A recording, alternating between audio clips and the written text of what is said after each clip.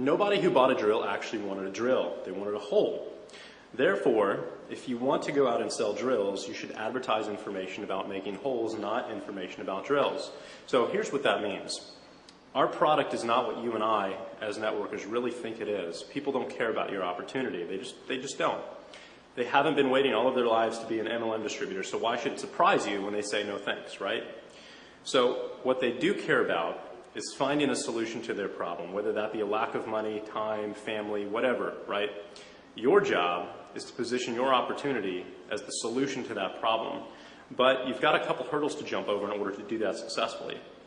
Hurdle number one is that you can't sell. Hurdle number two is that people hate to be sold, right? Hurdle number three is that they're rarely going to see you as a complete stranger as anything more than a salesperson trying to get their hands into their wallet. So the solution to your problem is in the quote above, and here's what it means. Nobody who bought a drill actually wanted a drill. This basically means you didn't buy your MLM business because you wanted to own an MLM business, right? They wanted a hole. You want more time, you want more money, etc. Therefore, if you want to sell drills, you should advertise information about making holes, not information about making drills. People do not want your opportunity. They want the benefits that it can provide them. And they don't like to be sold, but they do like to buy, okay? You want to get your prospects to sell themselves on using your opportunity as the tool with which to accomplish their goals. Now, the best way to do that is to go out and market and promote information on how to drill a hole faster, easier, and cheaper, right? You don't market your opportunity and your products directly. That's what a salesperson does. You market and promote useful information. That's what a consultant does, right? Put yourself in the prospect's shoes for a minute and pretend that you're researching your opportunity online. You type in the name of your company into Google and hundreds of websites belonging to other distributors come up pitching the same opportunity. Now, are you just going to call up one of these people randomly and join them, or are you going to seek out a leader who's offering real expertise and value? You're going to join the leader, of course. I know that's what I would do. Now, whether he knows it or not, he's practicing magnetic sponsoring. And with a few very specific tweaks to his marketing pieces, he's basically separated himself from every other distributor in his entire company and found a way, again, to get invited into his prospect's world, and that's our goal here. Now, in fact, let me share a very real-world story with you that might help you fully understand this concept.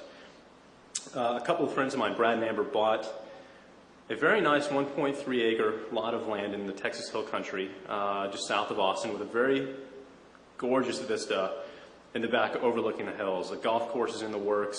There's a small lake stocked with bass necks, and his next-door neighbor is actually the ambassador to Mexico.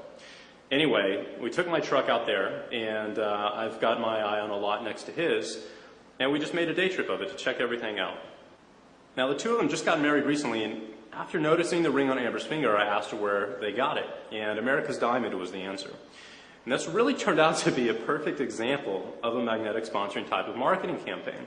So what does jewelry and that store have to do with networking? You're probably asking yourself right now. Well, ordinarily not much, but this store does because of how they build their business.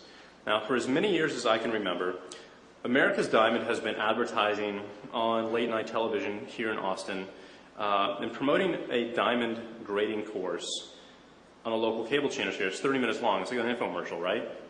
But what's interesting about it is they have not been advertising their diamonds for Valentine's Day, anniversaries, or any other occasion where you constantly see all of these commercials for jewelry stores, right? In fact, they weren't advertising their diamonds at all. What they were doing was advertising this free course which will teach you, the viewer, how to select and grade a diamond for yourself, so you know if you're really getting a deal or not when you do decide to go shopping, wherever that may be. So I hope you really see what they've done here.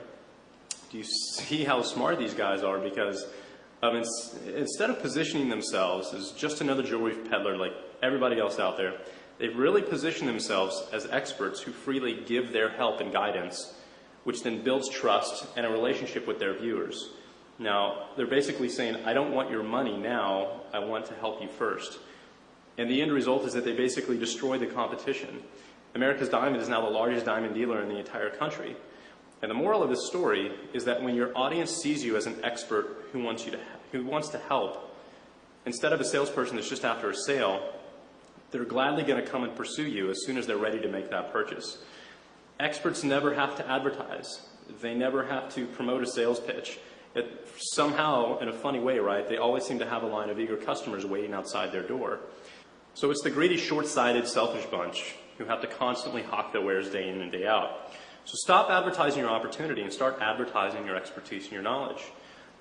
In the phone scripts that you use, the sizzle calls that you plug your leads into, the emails that you send, the conference calls that you hold, the cover letters that you write, everything you say or do needs to enhance your position as an expert and a leader who can show your prospects exactly how to get what he wants.